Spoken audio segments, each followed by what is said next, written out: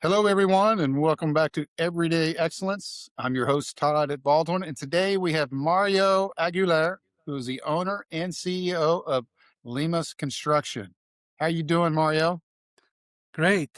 Can be better. So, Todd, I'm not gonna lie to you. This is probably exactly what you feel going into like a couple therapy session.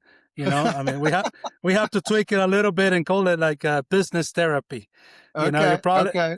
you're probably gonna make me go back in time and bring up some good memories and bad memories as well. So, one thing is for sure, brother. I'm not here to give you a prefab story full of unicorns and rainbows. I'll try to be as real as possible and keep it simple.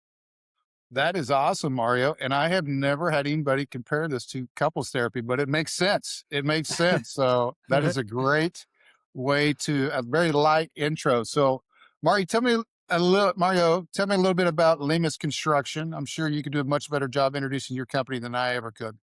No, listen, before anything, I guess we need to put in perspective the roofer's mindset, okay? We are not wired to be looking backwards. We are always looking ahead. What is the next Right. job, the next customer, where we're going to be next week? Always looking ahead. So there is a constant mode of adapting and changing. And I'm not going to lie to you, it is addictive. So with that being said, I am Mario Aguilar, CEO of Lemus Construction. We're in the business of protecting homes. We're trying to make people feel good taken care of. In full transparency, Todd, I did not choose roofing as my career. In a way, I feel like roofing chose me. Okay. We didn't get to this point by following anybody's recipe. 18 years in the industry, family business, very hands-on, very process-driven, and we take pride on what we do. And most important, what we say we're going to do and being there when it matters the most. So I guess on a simple sentence, Lemus Construction, it is considered to be the fastest roofing company in the Northeast area of the country. So, and yes, by now we're number one nationwide, 2 years on the road, doing roof installation for the biggest manufacturer out there, which is GAF. So Oh, we well. Yep. basically are on top of the multifamily industry right here. So Well, that is awesome. And congrats on 18 years of business. That is quite an accomplishment. Like I had told you when we visited a little bit earlier, I love talking to entrepreneurs. So again, I really appreciate you jumping on our podcast here today. So let's rewind a little bit and just kind of go back to 18 years, back to the early days. Just curious, when you look back, what did Lemus Construction look like when it first started? see, that's exactly what I'm talking about. Like if we go back to 2007, 2008, when everything started, what did Lemus look like back then? Very small, lean, very personal touch, no fancy system, just big dreams.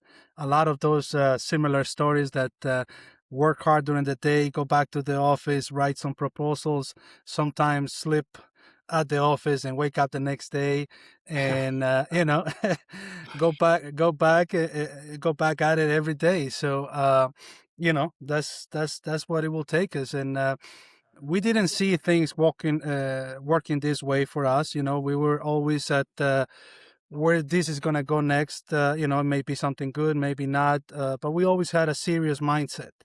Sure. Uh, we were not chasing titles. We were not chasing the biggest story. Our aim was always focused on results, reputation, and most important, stability for our family. Sure. Yeah, I mean, it's funny because you mentioned sleeping on the couch or at the business and, working all day, going back to write proposals. Always tell people, be careful what you wish for if you wanna own a business, right? So, That's right. That's when right. you when you look back in those early years, what was harder, than what you expected it would be?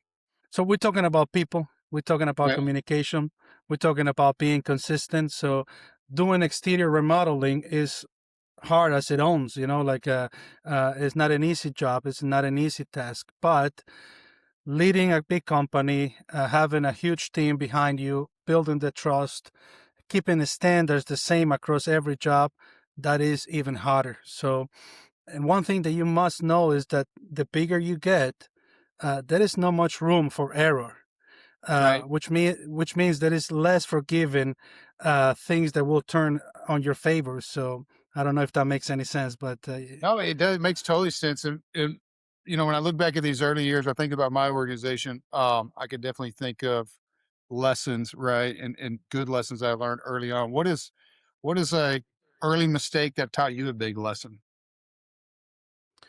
oh boy, mistakes. There were many mistakes. There were many mistakes across, but Is I there guess one to that be, kind of jumps out at you? One that's like, oh wow, that but taught you a big lesson? yeah, definitely. I mean, see, this is the thing for me.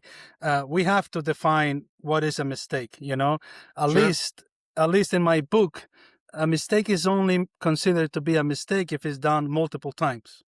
Okay. For example, I don't know if I'm going to articulate this well, but one thing that I tell our team members all the time is that a mistake is a learning at the first time. If you do it two times, that's negligence. Yeah. Hey, You hey, I'm follow gonna me? use that one. I'm gonna use that one. I tell my you team know, all the time, look, we're gonna make mistakes as long as we learn from them and correct them absolutely.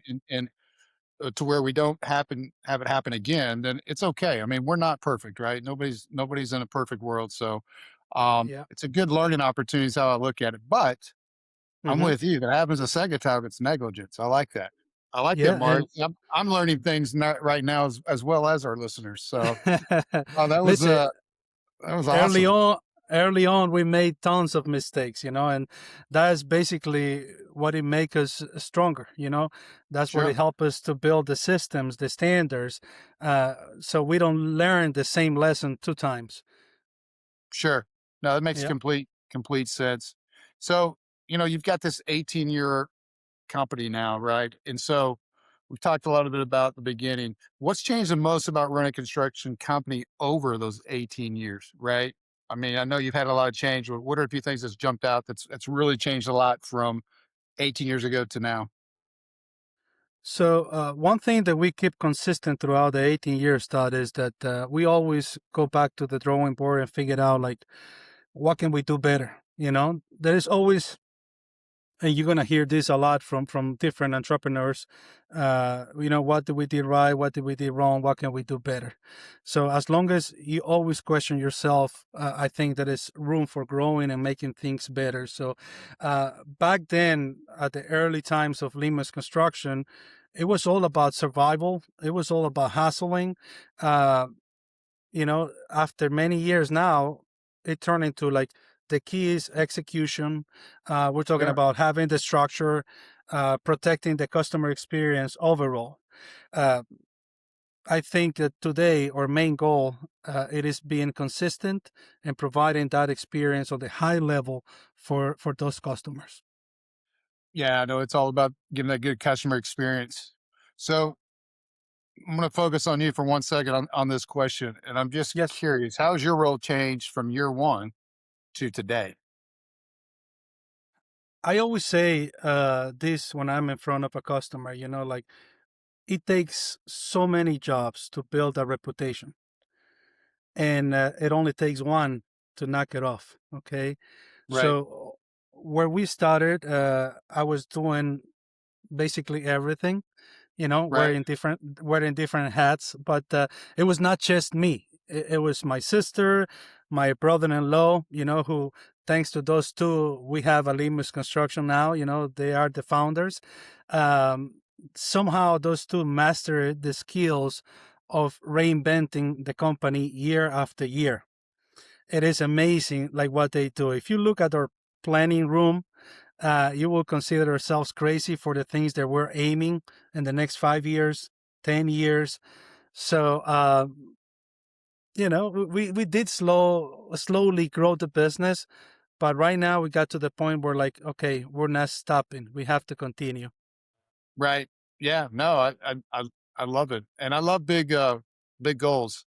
Right. I hmm mean, So I would like to see that. Maybe take a picture of it, send it to me. I'd love to see what you guys are aiming for in the next 5 years or so.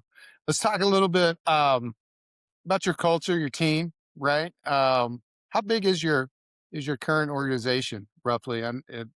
People ask me that all the time, and I start thinking in my head, I should know that number off the top of my bat. But what roughly how big are you guys now? I think in the middle of the season, we can get up there to the 200 Lemus guys out there Wow, wearing the Lemus shirt and executing projects. I'm talking about direct employees. I'm talking about supervisors, project managers, operation managers, the crews. That in most cases, they can be a W-2 employees, or they can be a subcontractor, because that's the way the industry is run now these days. So I think we run about 200 guys in the middle of the season, and basically, my job is to make sure the company doesn't depend on one person. sure, And the biggest challenge for myself is staying motivated. Okay, we all can be motivated for a week, but how can you motivate other people if you're not motivated? So sure. I put a lot of work into that, and some days are easier than others, but we do whatever it takes to make things happen. Yeah, no, I try to in my organization. I mean, we're a digital agency, right? So I just try to stay in my lane. And like I Mhm. tell clients all the time, you don't want me running your campaigns, right? I'm not the one logging in doing the work. You don't want that because that's not my strength at all. Um, they give me a hard time because they say for an owner and founder of an agency, I'm the least technical person on the team, but that's okay because that's not my strength. But I'm curious, you got 200 people out there, when let's say in peak season or when season's really kicking. What do you think clients notice first when working with your team? See, that's a really good question, because um, they see the hard work, they see the dedication from the first moment that we present a proposal, the moment that we walk into their communities, introduce ourselves, try to help them. Not just earning their business. We're there to build a relationship. So um, we try to establish that relationship at the beginning of that, so we can stay strong and deliver what we promise. So those are the things that I think it sets ourselves away from the pack, that we made this our lifestyle. So I can 100% tell you, eye to eye, like, there is nothing outside of Lemus Construction for someone like me, and I feel confident that I can say that on behalf of most of our guys. It would be Yeah, we're foolish to think that everybody feels the same. well, sure, but I'm sure you have to be around 18 years and have the success and growth that you guys have had. You got to have really, really good people, and those people have to be with you for a long time. So, with that in mind, what do you think keeps your good people around for such a long time? I will say this, living by the example. We work hard. You see, uh, Victor Lemus, our founder, my sister, Clady. They are the first one to show up every day at the office. They are hustling. I mean, it's hard to believe 7 days a week, but this is legit. If there will be more hours on each day, they'll be putting those hours in. So, living by the example, because I think if the rest of the team recognize that they're not alone, they have the full support. Uh, and especially most of our team members, they do take pride of what they do. They carry the mindset that we carry. So I don't think it's hard for us to outgrow the team, because good people bring more good people around. 100%. Yeah, no, your people are your organization, right? So you got to take good care of them, provide a good place, and you want them to be obviously passionate. They're not going to be um, as passionate as you are or I am about our business because they're not the owner, right? But Mhm. if you can get them right below that and take care of them and their families and know that they're loved and respected, it's amazing how you can really build a great team. And to Yes, us, culture is everything, right? I mean, you got to have a yes. great culture. Love and What respect. Love and respect, Todd. That's what they found here at Lemus Construction. Now, not everything is perfect, but you don't need to be perfect to be part of Lima's construction team. We take you for your strengths. we work on your weaknesses. And I'm not trying to sound like a sales pitch, but we do make feel our team members like part of the family first, so they can carry the culture everywhere they go. Oh, absolutely. So, um, yeah, we're big on culture too, and we love our team, and we're very appreciative of the team, just like you are too, Mario. I've got a question for you. If one of our listeners was just starting an exterior construction business today, you've been in for 18 years. What would you tell them to focus on first? Oof, that's a tough question because I think I think everybody has to discover their own ways of you know getting to their goals. I Sure, think you got to start by defining what a success mean to you. There's different ways to get to that point. Sometimes some are quicker than other ones, but the biggest advice is don't expect instant results, sure. because those will never come. 100% you'll be waiting long time before you see those results. So I will say invest on a long-term planning, invest on your team, and then everything else will come after. uh, I feel like Lemus Construction is a pioneer on the roofing industry, not because we were first, but pioneer in the sense that we always trying to evolve. We always trying to make things better. You often hear like not a nice stories about roofing, like, oh, they came to my house, it was a mess. So we're trying to change here at Lemus Construction that narrative. We're trying to give Sure. them a nice experience. Yes, roofing is messy. Of course, the process, the noise, taking all the space around the house. But let's be let's be realistic. Your most valuable items and your family are under a roof. Yeah, it's your biggest asset, right? And also your biggest purchase that you'll make in life, for most people, right? Unless someone's buying a business or something of that nature. But no, 100%. We've been in our home for 20 years. It seems like the worker, that keep never ends, but I wouldn't trade it. I wouldn't trade it for the world. I have a question for you, Mario. I should say another question. So 200 people, it's a big team, right? Um, it takes a lot of business to generate, pay the bills, make sure, take care of your team and all that. What do you guys do for lead gen? And not only what do you do, I'm sure you do many things, but what is your best lead gen channel, that seems to bring in the best type of lead that you're looking for? I probably not gonna have an answer for that because that's a work in progress trying to figure that one out. We try to focus in the process, not so much in the outcome. So I think the motivation to keep going and trying to build a legacy, it just brings good people around. We respectful treat everybody, even our competition. Like if we don't Sure. respect our competition to begin with, then we're just one more out there. So we respect everybody who's part of this, the customer or team members, even the competition. Yeah, I'm a big believer. Don't ever bash the competition. How do where do your leads come from? Your new leads for new opportunities to go put a roof on or do siding or windows, or what type of as far as when you're doing lead generation, how do people typically find you, and and what are you doing to get new customers? Because every business constantly needs that pipeline, right? Of new customers coming in the door. So what are you guys doing?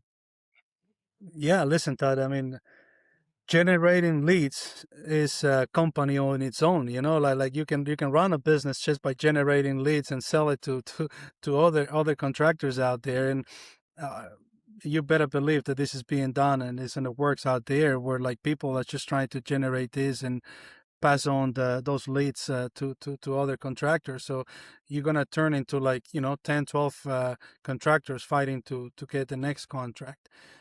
What does that do for the customer? Right. Too many options.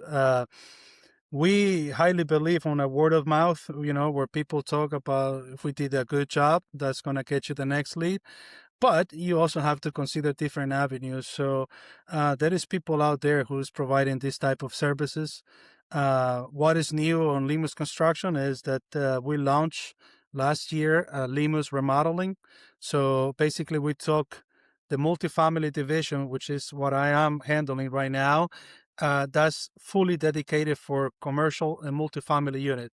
I'm talking about like townhomes, condominium associations, and then we formally launched Lemus Remodeling, which is going to be solely focused on serving retail, meaning single family homes. So we out of respect for the multifamily, we knew that the two departments couldn't coexist in the same Sure. environment. So on the single family world, we have Lemus Remodeling, and it's definitely a different concept. We're doing canvassing, we're knocking doors, but being respectful that everybody deserves their privacy, and just being fair with prices as well. So Mario, I just want to follow up on the lead gen conversation we were having. Let me tell you. So when people find you online, right, and say they do a Google search, they reach out to you, interested in a roof. That's the power of Google, right? They've got a problem. I'm looking for a solution, right? I need someone to help me with my roof, or I want to get some siding fixed, or I want to get some new windows. How do you feel the quality of those leads are for you guys? So it all depends. You get good leads. Sometimes you get also customers overthinking the process. But putting myself on the customer's shoes is important to give it a first shot to the contractor. Let them explain the process. Let them tell you a little bit about how they got to where they are at that moment.